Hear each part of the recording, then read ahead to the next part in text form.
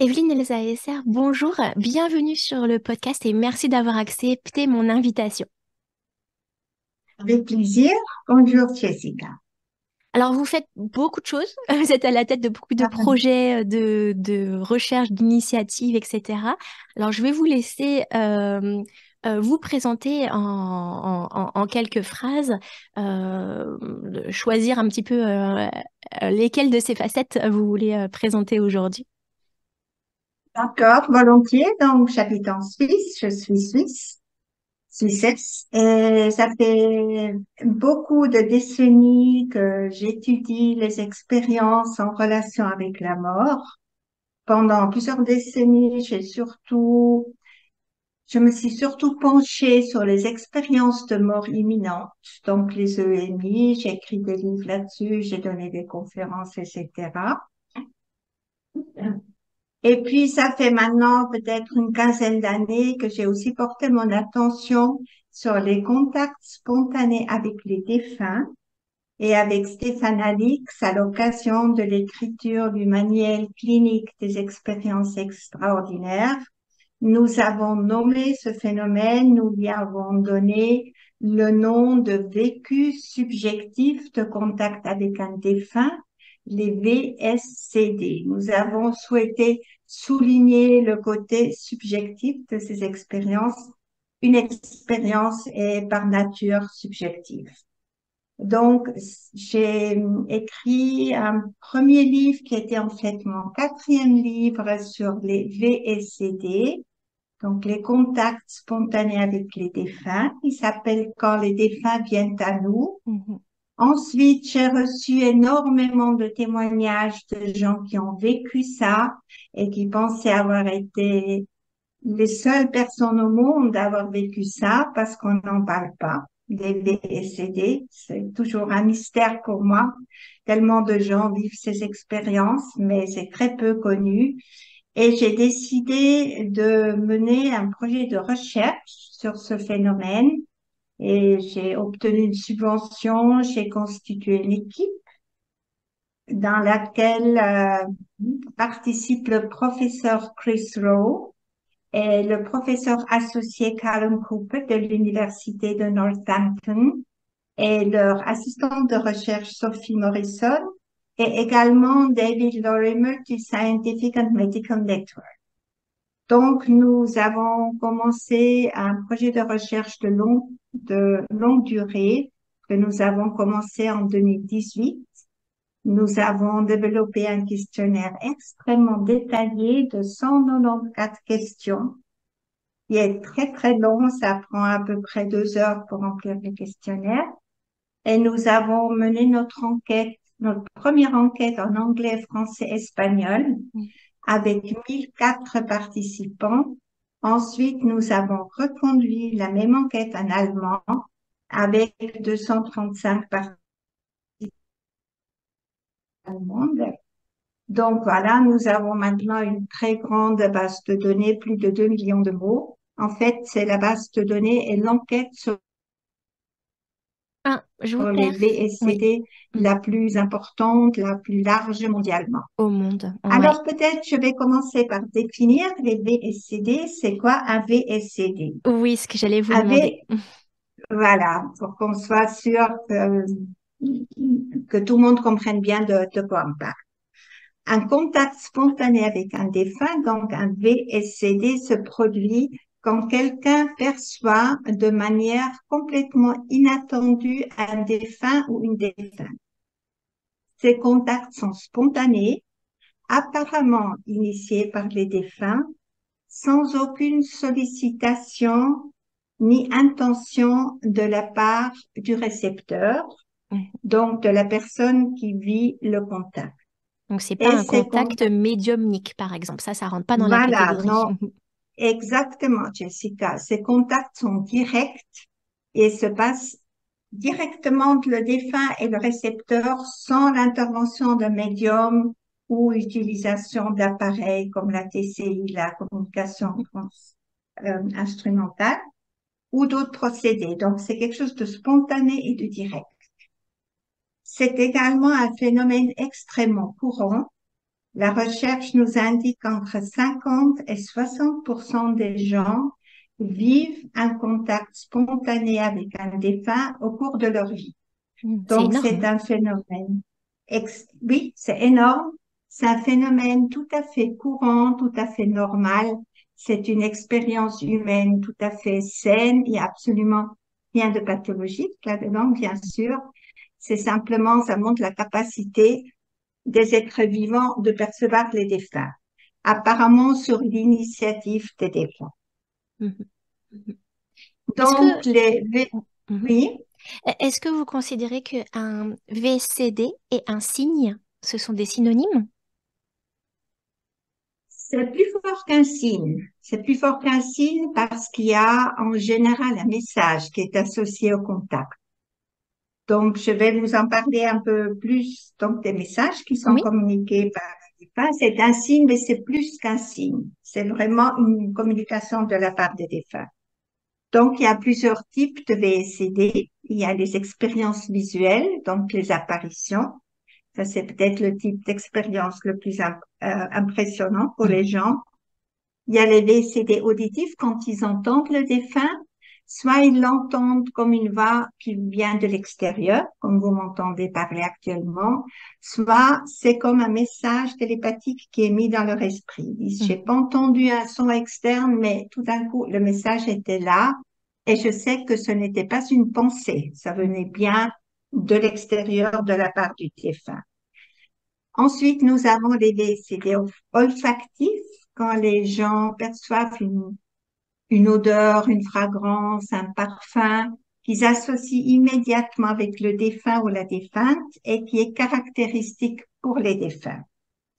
Ensuite, nous avons les VCD tactiles, c'est quand les récepteurs se sentent touchés par le défunt ou par la défunte dans un geste, là encore caractéristique pour le défunt. Par exemple, peut-être que le défunt avait l'habitude de prendre son épouse par la taille ou de lui mettre le bras sur l'épaule dans un geste tout à fait significatif et caractéristique pour lui. Donc, tout de suite, ils reconnaissent le défunt.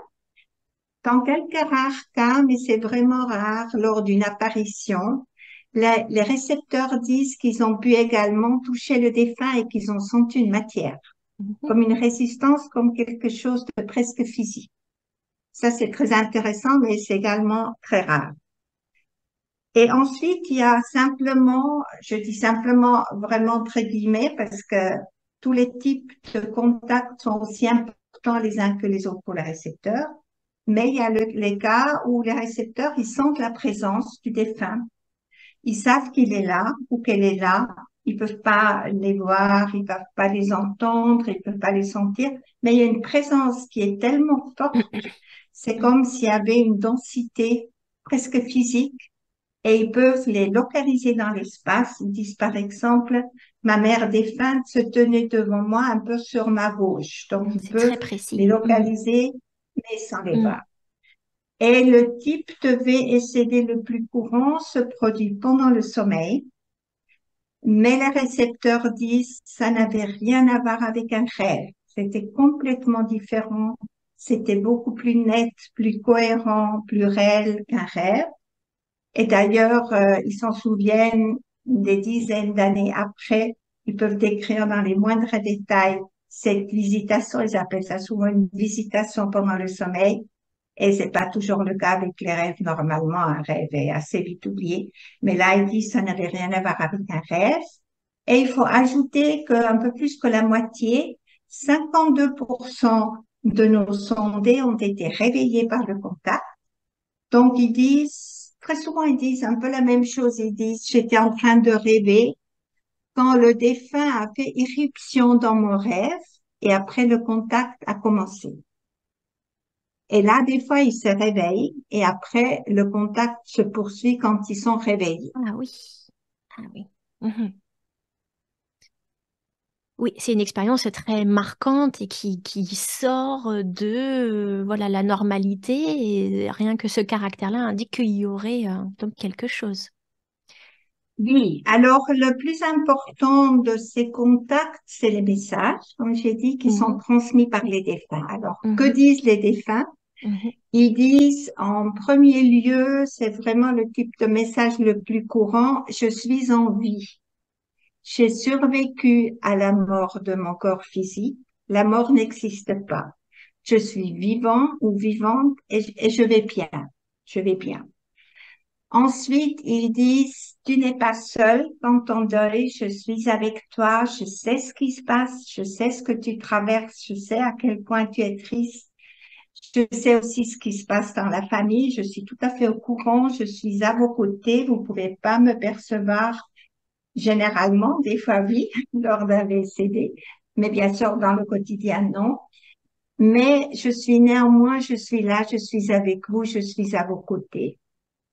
Parfois, ces contacts servent aussi pour régler un conflit qui aurait été resté sans résolution lors du décès. Il y avait peut-être une dispute, il y avait une mésentente.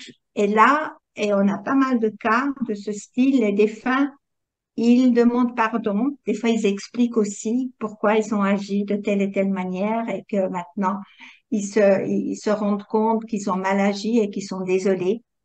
Donc, ça, c'est très, très intéressant. Ça peut aussi dans l'autre sens. Des fois, ils pardonnent aux vivants. Je pense à un cas assez classique où, par exemple, quelqu'un n'aurait pas pu être là au moment du décès.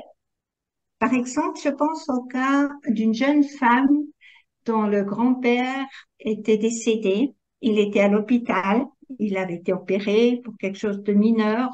Donc, elle s'était pas inquiétée. Elle a dit, je vais pas aller à l'hôpital. J'aime pas les hôpitaux. J'ai horreur de ça. mhm. Donc, j'irai le voir quand il sera à la maison. Et puis, il est décédé. Et donc, c'était très, très difficile pour cette jeune femme. Elle a tellement regretté de ne pas avoir été à l'hôpital, visiter son grand-père. Et ça a beaucoup compliqué son deuil. Elle a eu beaucoup de culpabilité. Vous voyez, c'est pas toujours des drames énormes familiaux. C'est des Mhm. fois des petites choses. Voilà. Des Mais choses quand permettent même d'une d'enlever certaine le poids de la importance. culpabilité Et sur là, les ça vivants. permet Mhm. d'enlever le poids de la Ouais. culpabilité, exactement. Et puis donc après, il a eu un BCD avec son grand-père. Et puis voilà, le message c'était c'est pas grave, l'essentiel c'est l'amour qui est entre nous, ça n'a aucune importance. Je sais comme tu te sens, ne te sens pas coupable, il y a vraiment aucun problème que tu n'aies pas pu venir. Je comprends très bien pourquoi tu n'es pas venu. Voilà, ce genre de message extrêmement réconfortant. Et vraiment, l'essence de ces messages, c'est de dire je suis vivant et l'amour entre nous est toujours là. Il a survécu à la mort. Nous sommes là, évidemment d'une autre manière. Évidemment, pas au quotidien. On n'a pas tous les jours un décédé. Bien que certaines personnes en ont vécu plusieurs, le 80% de nos sondés ont vécu plusieurs décédés avec un ou plusieurs défunts. Mhm, mhm. Normalement, c'est peut-être trois, quatre fois, ça peut aller jusqu'à 10 fois, mais c'est pas tous les jours, ça c'est clair. C'est quand même des expériences rares et extrêmement précieuses, mais ça se passe pas tous les jours. Mais vous avez remarqué dans votre enquête un profil type de récepteur? Est-ce que ce sont des gens qui sont plus hypersensibles, donc peut-être plus réceptifs, ou est-ce que ça arrive également aux cartésiens? Est-ce que la religion a quelque chose à voir avec? Qu'est-ce que vous avez observé? Oui, c'est une très bonne question, Jessica. Alors oui, non, on n'a aucun profil. On sait que dans la même proportion, les hommes et les femmes vivent les VCD, les enfants aussi. Les enfants, c'est même assez courant. Mhm. La difficulté pour les enfants, c'est souvent quand ils racontent qu'ils ont vu leur grand-mère décédée dans leur chambre. Le problème, la difficulté, c'est que souvent les parents ne les croient pas. Ouais. Quand Les ils amis connaissent pas le... imaginaires, tout ça. Voilà, Mm. c'est ça. Bon, il y a peut-être aussi le phénomène des imaginaires, mais des fois, les enfants perçoivent un défunt, le disent à leur entourage, à leurs parents, et ne sont pas crus. Et ça, c'est dommage parce que comme ça, on peut pas aider l'enfant à donner un sens à Mhm. ce qu'il a vécu. Et simplement, si on dit tu t'es imaginé ça, c'est regrettable et c'est une des raisons pour laquelle vraiment je tiens beaucoup à faire connaître les VCD parce que nous pouvons tous et toutes un jour vivre un contact avec un défunt. ou l'un de nos proches peut le vivre, et si nous sommes déjà informés du phénomène, c'est quand même tout à fait, ça aide beaucoup à la compréhension. Parce que pour les gens qui ont vécu ça, les adultes aussi, c'est pas toujours facile d'en parler. Souvent, on ne les croit pas. Souvent, on leur dit, tu es en deuil, tu es peut-être un peu dépressif ou dépressif. Tu t'es imaginé parce que tu as tellement souhaité avoir un dernier contact que tu t'es Ouais, imaginé ça. ouais. Mm. Mais notre enquête montre que 27% de nos sondés n'étaient plus en deuil ou n'ont jamais été en deuil du défunt ou de la défunte perçue. Donc, le deuil ne peut pas être le déclencheur de ces expériences dans tous les cas, puisque 27% n'étaient plus en deuil ou ont perçu quelqu'un, par exemple, qu'ils connaissaient, mais dont ils n'étaient pas proches et ils n'étaient pas en deuil. Et même 12% ont perçu un défunt qu'ils ne connaissaient pas. Ah, qui ne connaissait Donc pas là, carrément, d'accord. ils ne connaissaient pas. Oui, ça Ouais, c'est ouais, aussi ouais. euh, un phénomène que nous allons étudier plus en détail. Quel est le sens, à quoi ça sert, à qui ça sert, qui a besoin du contact. Et c'est peut-être le défunt plutôt que le Mm. vivant qui a besoin de ce contact. Tout ça, c'est des questions pour lesquelles nous n'avons pas encore de réponse. C'est ça, c'est Alors, peut-être est-ce que le fait est... frustrant pour... Pardon, je me disais, c'est peut-être frustrant pour les personnes endeuillées de se dire, bah alors mon collègue a vu mon mari alors qu'ils sont pas proches. Enfin, il y a pas de relation en fait avec le recevoir une VSCD et le lien d'amour qu'unit à la personne, mais qui peut être frustrant Mais dans le sens où, bah, et moi, j'ai rien eu en fait. c'est ça. Mm. Mais c'est très, très courant, cette réaction. Mais il faut dire aussi que souvent, lors d'un VSCD pour une tierce personne, le défunt, il donne un message à transmettre à la personne en deuil. Ah, ah. Ça, c'est Mm. courant. On appelle Mhm. ça les VCD pour une tierce personne. C'est vraiment courant que, par exemple, je me souviens d'un cas de notre enquête. Une, une, une une femme nous disait que son voisin est décédé. Donc, elle le connaissait, mais ils n'étaient pas proches, ils se fréquentaient pas, simplement, c'était son voisin, voilà, elle le connaissait. Il est décédé et puis elle a perçu un message à transmettre à l'épouse du voisin. Oui, Donc le défunt lui a dit, est-ce que vous pourriez aller dire à ma femme qu'elle arrête d'être si triste parce que moi aussi ça m'affecte, ça me désole de l'avoir tellement, tellement effondré par mon décès. S'il oui. vous plaît, dites-lui que je vais bien, que je suis vivant et qu'il n'y a vraiment aucune raison d'être à ce point-là triste et effondré par mon décès. Donc, la difficulté pour cette femme, c'était d'aller sonner à la porte de Mm, sa voisine mm. et de lui dire, j'ai perçu votre mari défunt et j'ai un message pour vous, parce que, bien Mais sûr, on ne sait pas oui. comment la personne va réagir, quel est son système de croyance, c'est pas évident. Et puis Et de puis se finalement, demander, mm. Je me disais aussi de se demander pourquoi est-ce qu'il s'est pas adressé à sa femme bien directement? sûr, Est-ce que c'est un problème directement, de fréquence vibratoire, il n'arrive pas à l'atteindre ou qu'est-ce qui se passe en on ne fait? sait pas. Mm. Oui, on ne sait pas, c'est exactement ça qu'on se demande. Pourquoi il n'est pas allé directement vers son épouse? On ne sait pas. On ne sait pas du tout pourquoi certaines personnes ont un VCD, d'autres non. Vraiment, il n'y a pas de profil, on ne peut pas le savoir. Mais pour finir ce récit-là, donc, finalement, elle a eu le courage d'aller sonner chez sa Oui. voisine qui était extrêmement heureuse et très reconnaissante et qui a accueilli le message avec beaucoup de gratitude et beaucoup de bonheur. Mais bon, la réaction aurait pu être différente aussi. Ça, c'est clair, on peut jamais le savoir. Donc, est-ce que le fait d'être religieux augmente la probabilité de vivre un VCD? Non, ça, nous avons très clairement la réponse. Ça n'a rien à voir avec le fait d'être religieux, donc d'être croyant. Le fait de croire, d'être convaincu qu'il y a une vie après la mort, que ce soit dans un contexte religieux ou spirituel, n'a pas non plus d'impact sur la probabilité de vivre un décédé. Donc, si vous êtes convaincu que oui, il y a une vie après la mort, vous n'avez pas plus de probabilité de vivre un décédé que si vous êtes sûr qu'après la mort, il n'y a plus rien, voilà, vous avez une vision plus matérialiste de la réalité. Et pour vous, après la mort, tout est fini. Vous avez les mêmes probabilités de vivre un VCD, que vous croyez en une survie de la conscience ou non. Mhm. Après l'expérience, bien sûr, les, les gens changent d'avis et ils changent leur système de croyance parce que là, après, ils sont complètement convaincus Mhm. qu'effectivement, c'était réel, c'était authentique. Mhm. Ça, c'est aussi très intéressant. Nos chiffres le montrent très, très clairement que les gens sont complètement sûrs que leur expérience était réelle. Ouais, c'est Il y a ça. seulement 1% de nos sondés qui n'est pas sûr si c'était réel. Les autres ont dit, oui, je sais pas comment c'est possible, je sais pas comment ça a pu se produire, mais je sais que c'était réel. Ouais, c'est ça. Alors, la religiosité ne change que très très peu après un VSCD.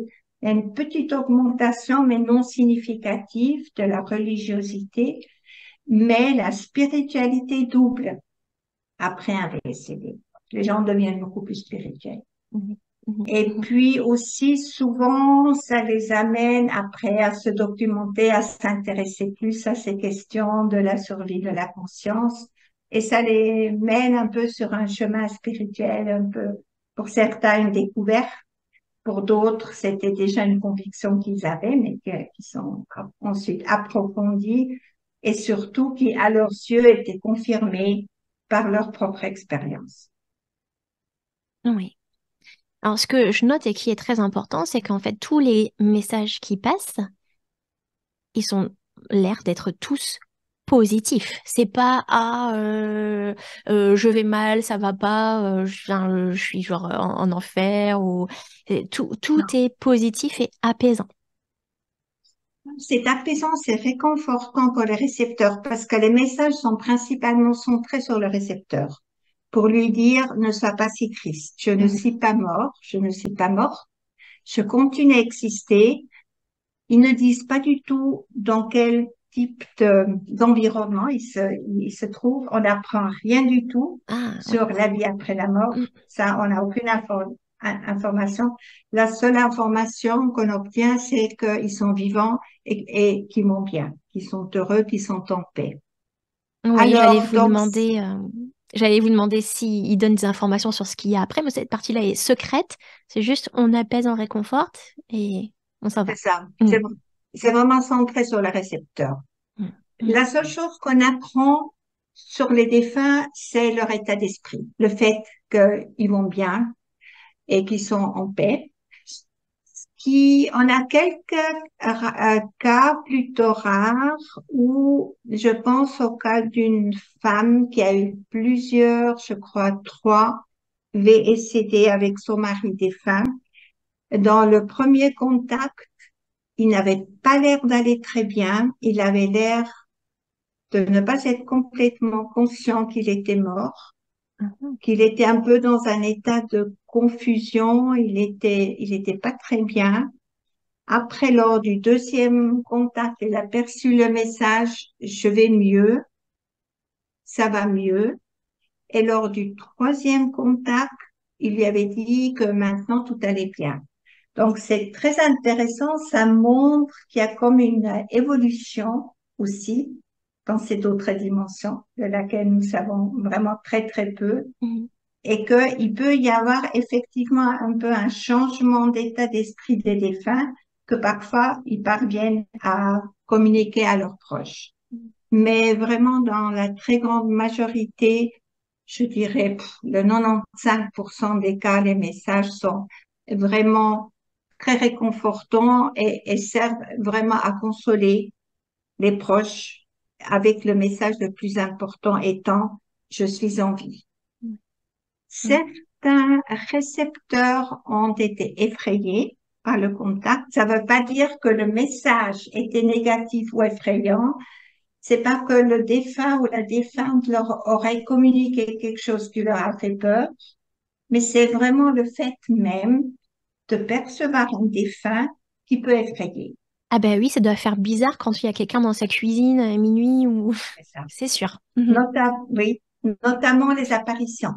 Ouais. C'est pas très courant. C'est vraiment pas courant parce que comme avec l'apparition, prenons le cas d'une apparition, c'est vrai, ça peut faire, en tout cas, pour le moins, ça peut surprendre, mais comme à cette expérience est vraiment toujours associée cette notion d'amour et de bienveillance et de soutien, même après une première réaction d'étonnement, ils sentent cet amour.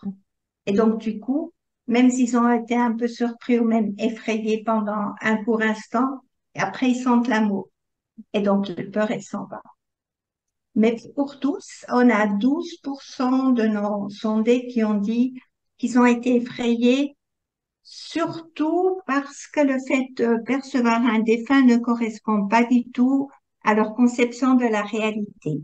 Mhm, Vous voyez, s'ils ont mhm, une vision matérialiste de la mhm. réalité, ils se disent, voilà, après la mort, il n'y a plus rien, et tout d'un coup, il y a un défunt qui est là, qui perçoit, ben, ça met en question tout leur système de croyance, toute Eh oui. leur vision du monde, et leur vision de la réalité. Tout ça s'effondre. Alors, ils ont dit, mais, ils nous disent, mais j'étais sûre qu'il n'y a rien après la vie, après la mort.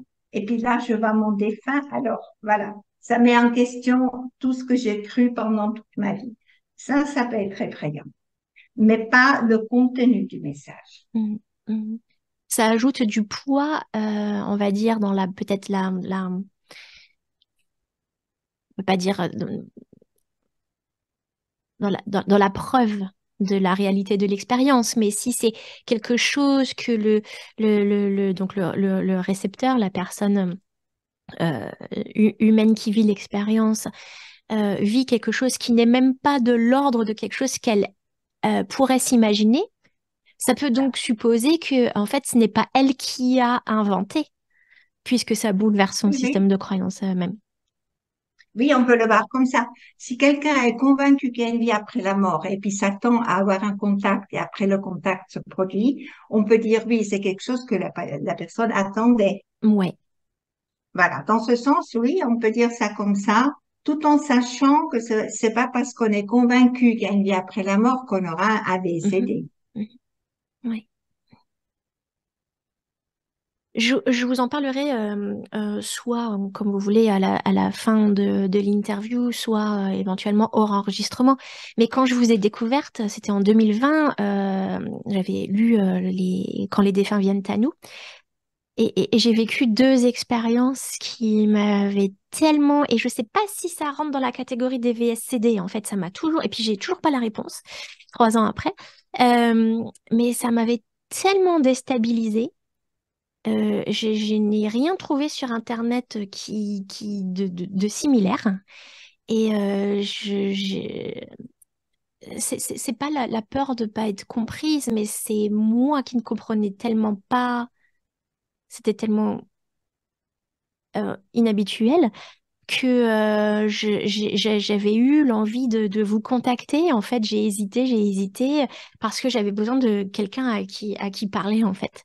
Euh, on pourra revenir si vous le souhaitez sur ces signes. Je serais curieuse d'avoir votre avis. Vous me direz si vous voulez les faire Alors, pendant l'interview ce ou pas. que je Oui, peut-être, on peut le faire après si vous voulez, Hmm, comme ça on peut en parler plus tranquillement. hmm, Ce qui est sûr pour les gens qui ont participé à notre enquête, c'est que ils savent immédiatement que c'est bien un défunt, leur oui. défunt qu'ils ont perçu. Ils ont aucun doute. Mhm, Ils mhm, comprennent pas comment c'est possible, mais ils oui. sont sûrs que ça s'est produit. Donc, il n'y a pas d'hésitation.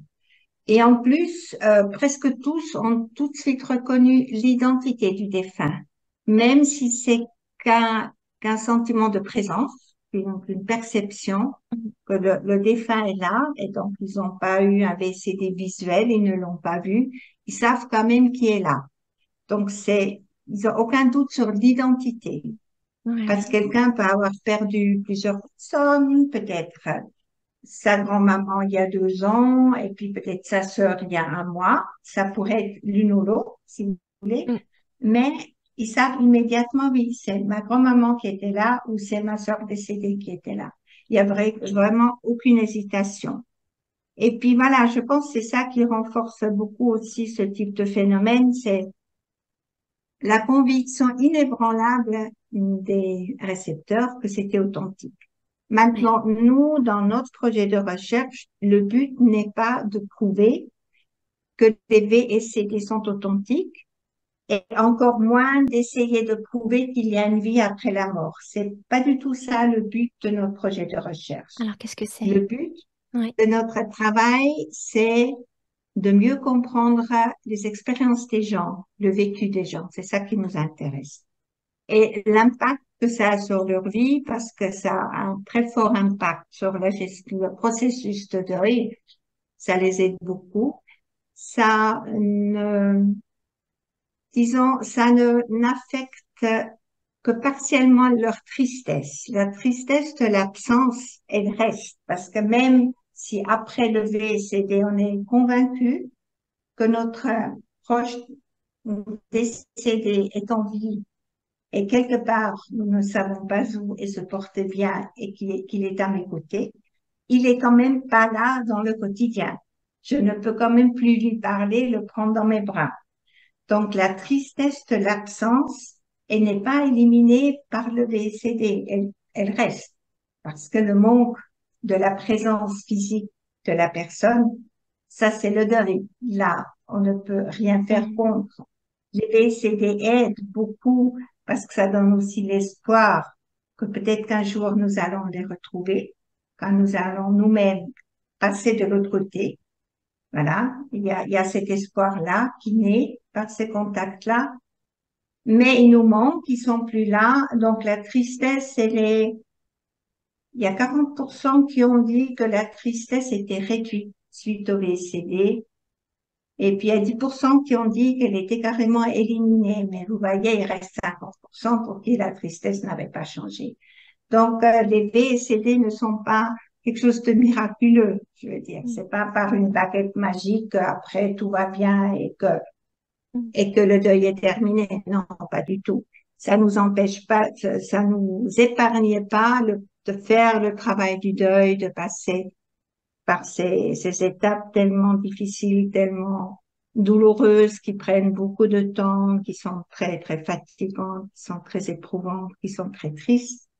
Le processus de deuil doit se faire avec ou sans VSCD. Ça ne remplace pas du tout de faire ce travail-là. Mais évidemment, savoir que notre proche décédé va bien et qu'il continue à exister, c'est une très grande consolation. Ouais. Mhm. Mhm. Merci. Donc voilà, le but de notre travail de recherche, c'est de normaliser ces expériences, de dire que, enfin, de montrer par nos données récoltées qu'il n'y a rien de pathologique, que c'est quelque chose de très, très courant, que les gens vivent ces expériences, que ça les aide dans leur quotidien, que ça change leur système de croyance et que c'est quelque chose de tout à fait normal et courant. Merci beaucoup. Et puis vous avez aussi donc écrit un roman philosophique qui donc je crois ne se situe pas après le décès, mais peut-être avant le décès. Donc Exactement oui, ça. le pays d'Ange. C'est Oui, donc juste pour vous montrer le livre dans lequel je présente les résultats de oui, notre enquête sur les VCD. C'est donc Contact spontané avec un défunt. Ça, c'est édité aux éditions Exergue et j'ai effectivement, comme vous dites, écrit un roman qui s'appelle Le Pays d'Ange, qui est édité aux Presses du Midi. Alors, Le Pays d'Ange, comme vous avez dit, c'est un roman, je dirais plutôt c'est une histoire. C'est l'histoire d'une jeune fille qui tombe gravement malade, qui est hospitalisée, doit suivre des traitements lourds, c'est très très difficile, c'est très douloureux. Cette jeune fille n'a pas d'âge ni de nom, donc ça permet de s'identifier plus facilement à cette héroïne. Donc, elle traverse vraiment une période extrêmement difficile avec toutes les frayeurs liées à sa maladie, toute la lourdeur du traitement de chimiothérapie qu'elle doit suivre, et puis l'angoisse, mais qu'est-ce qui se passe si je ne guéris pas? et en même temps l'espoir de guérir. Mais elle reçoit une aide inattendue de la part de sa poupée qui s'appelle Ange, qui avait été tricotée par sa grand-maman décédée, qu'elle avait beaucoup aimée. Et donc, Ange, pendant des conversations le soir dans son lit d'hôpital, la poupée commence à lui parler et commence à lui parler de la possibilité de la survie de la conscience et comment on pourrait s'imaginer quitter son corps. Parce que c'est une grande difficulté pour nous de nous imaginer sortir de notre corps, abandonner notre corps et quand même continuer à exister. C'est une difficulté à s'imaginer ça. Donc, la poupée l'a inventé un jeu qu'elle appelle le jeu de l'être absolu, qui lui explique comment on pourrait s'imaginer de quitter son corps et quand même de continuer à exister dans un autre niveau de conscience.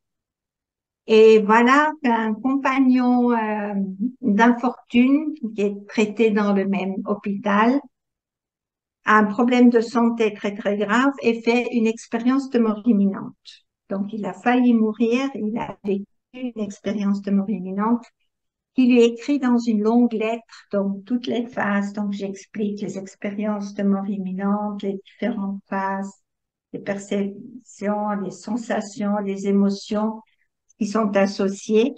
Et donc la jeune fille, elle lit cette lettre et ça la fait mûrir encore davantage dans son cheminement spirituel qui l'amène vers une fin fatale. Et elle a aussi une nuit, elle vit en contact spontané avec sa grand-maman, qui commence dans un rêve et qui continue après dans quelque chose de beaucoup plus réel. Et au moment d'affronter le départ, elle vit une vision au moment du décès où sa grand-maman est là et vient la chercher. Donc, si vous voulez, cette histoire, ce roman, c'est vraiment le prétexte pour parler des expériences liées à la mort, donc les expériences de mort imminente, les visions au moment du décès et évidemment aussi les contacts spontanés avec un défunt. Et donc, en fait, si vous voulez, c'est un livre d'accompagnement spirituel en fin de vie. Mais je précise que ce n'est pas un livre pour enfants. C'est vraiment un livre pour adultes, mais qui met en scène l'histoire d'une jeune fille mourante. Donc, ce qui Parce vous que vous aurait... voyez, Jessica, je me suis dit que tout le monde ne lit pas des ouvrages scientifiques. Oui. Et je veux vraiment communiquer toutes ces informations, toutes ces données que nous avons récoltées, tout ce que nous avons appris sur les expériences liées à la mort. Et je veux transmettre ces informations que nous avons aussi grâce à beaucoup de personnes qui nous ont raconté leur expérience, qui nous ont fait part de leur vécu. Et je me suis dit, écrire une histoire pour en parler, c'est un autre moyen. Il faut bien sûr les ouvrages scientifiques, il faut les articles dans des revues scientifiques, il faut tout ça. Mais il faut aussi quelque chose qui soit plus accessible pour le grand public. Oui. Ouais, j'ai hoché la tête tout l'entretien parce que ça me parle beaucoup. Et puis, je me dis que tout ça, ben, par exemple, le contenu du roman, j'allais vous demander ce qui vous a motivé. Je pense que vous venez de l'expliquer, en fait, c'est planter la petite graine pour donner les clés qui seraient susceptibles d'apaiser une personne en fin de vie, en lui donnant un petit peu ces informations. Après, ce qu'elle en fait, c'est autre chose. Mais mm, Absolument, absolument. Après, chacun a fait ce qu'il veut. Il y en a qui vont être touchés par cet ouvrage et se dire, oui, là, il y a quelque chose à creuser. Il y en a peut-être d'autres qui n'ont pas envie de lire ce genre de livre parce que, vous savez, la mm, mort est encore un tabou et il y a encore beaucoup de gens qui ne veulent rien savoir ni lire de livres sur ce sujet. Bien que j'ai quand même vu un changement ces dernières 10 années, je dirais 15 années, mm, je vois quand même qu'il y a beaucoup plus d'ouverture pour ces expériences-là. Il y a plus d'intérêt, les gens ont peut-être un peu moins peur de la mort aussi, parce que ce sont de très belles expériences, les expériences de mort imminente que vous Oui, connaissez bien. Les oui. contacts spontanés avec les défunts, des visions au moment du décès où les mourants ils disent, mais il y avait quelqu'un que j'ai aimé qui est décédé, qui est venu, qui est là pour m'aider, pour m'accompagner, pour donner le pas vers une autre dimension. Tout ça, c'est rassurant, tout ça, c'est très beau. Mm. Donc, il n'y a pas de quoi avoir peur. Mais c'est la mort en elle-même qui est encore un tabou dans nos sociétés, ça c'est sûr. Et puis, il paraît que les visions avant décès sont en fait beaucoup plus fréquentes qu'on ne le pense également, et que de nombreuses infirmières qui travaillent dans les soins palliatifs ou voilà ont elles-mêmes des expériences à raconter. Et ce qui réconforte à la fois la personne qui est donc sur le point de décéder parce qu'elle voit donc dans les heures ou les 3 jours, je crois, avant le décès, elle voit Quelques les heures ou proches quelques qui viennent. jours. C'est combien? Oui, quelques heures, ça peut être quelques jours et ça peut être récurrent. Ouais, ouais. Et elle voit des personnes qui viennent la chercher. Donc, en fait, sa peur de mourir s'évanouit, en gros. Oui, Et c'est ça. et du coup, comme elle peut dire, je vois, tiens, il y a telle personne, etc., etc. Alors, est-ce que c'est des hallucinations? Pour certains médecins, ça va être des hallucinations. Mais aussi pour les personnes, l'entourage qui reste, c'est important parce que ça les réconforte. Je pense que ça peut les aider dans leur processus de deuil, de dire, bah, elle est pas seule. Bien, Elle a dit qu'elle avait vu son mari qui est venu, son enfant, son grand-père, c'est ça. etc. C'est Ça aide ça. C'est extrêmement tout le monde. réconfortant. Mm. Bien sûr, ça aide beaucoup les proches, la famille qui sont là. Si le mourant a eu l'occasion, a pu leur communiquer ce qu'il a vécu, c'est extrêmement réconfortant Mm. pour les proches, ça c'est sûr. Mm. Je vous Et remercie. puis aussi, Oui, parce que, voilà, j'aimerais quand même encore ajouter, parce que ça nous oui, concerne vraiment tous, parce oui. que s'il y a une chose qui est sûre, c'est que nous allons mourir un jour. Ah, Donc c'est le voilà, dénominateur c'est commun de tout le monde. Ouais. absolument, absolument. Donc c'est certainement une bonne chose de consacrer un peu de temps à réfléchir Mm. à ces sujets-là. Mm. Mm. Et votre enquête est fascinante. Je trouve ça très bien en fait, d'avoir adopté, enfin très bien, hein, de toute façon, il n'y a pas de jugement à avoir, mais le fait d'avoir adopté une rigueur scientifique avec un échantillon important, avec beaucoup de questions, etc., ça permet pour ceux qui ont absolument besoin de nombres et de Bien sûr, scientifiser les choses, oui, etc., tout à fait. en fait, d'apporter quelque chose un petit peu de tangible à une expérience qui est Bien sûr. difficilement démontrable et qui n'est pas reproductible à volonté, etc. Voilà, c'est extrêmement important. Moi, je suis une scientifique. Donc, Mm. pour moi, les statistiques, les chiffres et les données, c'est très, très important. Donc, absolument. Et d'ailleurs, notre enquête continue. Là, pour l'instant, nous sommes en train de conduire l'enquête en chinois. Ah, Et ça d'accord. sera très intéressant parce qu'on veut voir s'il y a des différences culturelles. Eh oui, c'est ce que je me posais comme Oui, question, mais je ne l'ai pas posé parce que je me suis dit, bon, les VSCD, ça a l'air d'être partout pareil. Par contre, les expériences de mort imminente, là, c'est peut-être plus vu à travers un vécu, à travers un prisme culturel, mais donc à voir. J'attends les résultats dans mon prochain livre. oui, oui, tout à fait. Non, c'est intéressant. Et après, nous allons aussi, le, après le chinois, ça va être en Inde, où nous avons Ah, ouais. déjà commencé à établir des contacts pour faire cette enquête en Inde. Donc, on veut vraiment regarder, est-ce que la phénoménologie est la même? Est-ce que les gens, ils ont les mêmes types d'expériences, de Mm, perception?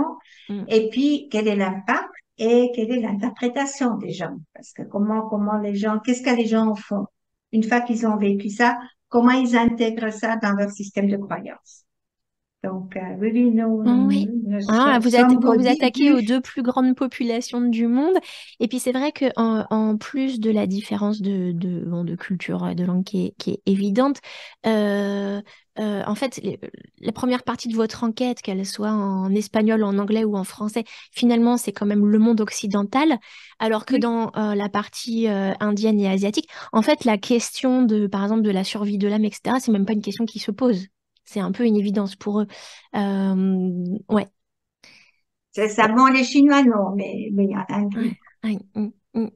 Donc, oui, oui, non, ce sera extrêmement intéressant de voir, mais c'est pas si facile de faire ce genre d'enquête, par exemple en Chine, où c'est un sujet qui n'est pas très le bienvenu par Ah bon? les autorités, Ah, ce genre de oh choses, ouais, la bon, d'accord. spiritualité, tout ça, c'est Mm, pas tout à fait mm. ce qu'ils préfèrent. Donc voilà, c'est un peu plus compliqué à faire ce genre d'enquête dans ces pays-là, mais nous avons déjà pas mal de témoignages que nous avons pu récolter. Donc ça fonctionne quand même.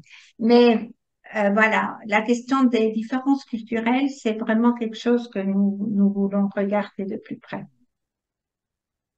Merci beaucoup pour votre intervention. Est-ce que, alors, comme Plaisir. vous êtes auteur de beaucoup d'ouvrages, de beaucoup d'enquêtes, de travaux, vous avez fait des conférences, etc. Moi, je vais mettre dans les notes de la description en fait de l'épisode, mais est-ce que vous pourriez dire où est-ce qu'on peut trouver plus d'informations sur vous et votre travail? Volontiers. Alors, j'ai un site web, c'est mon nom, evelynelzesser.com. Et nous avons également fait un site web pour le projet de recherche, c'est adcrp.org,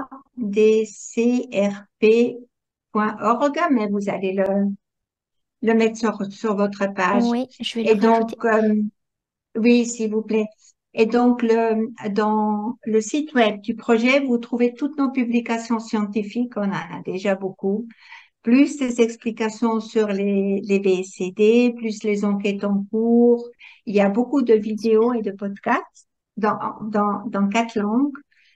Et puis voilà, c'est à peu près ça. Donc les vidéos, les publications, l'information sur les VSCD, sur les enquêtes en cours.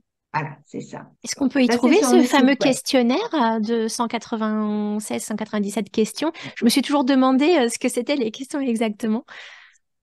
Alors non, on ne peut Elles y pas le sont? trouver, Non? mais disons, on en trouve quand même beaucoup dans mon livre Contact spontané avec un défunt, où je mets les questions posées et les réponses Mm, des participants. Donc, vous avez une très mm, grande partie des questions posées oui. dans Contact spontané avec un défunt, mais le questionnaire, c'est sûr que c'est notre outil de travail que nous ne rendons Ah, ok, ok. public. Je vous remercie infiniment, Evelyne. C'est un Et plaisir. puis, voilà, passez une bonne journée. Au revoir. Merci beaucoup, Jessica. C'était un plaisir. Partagez.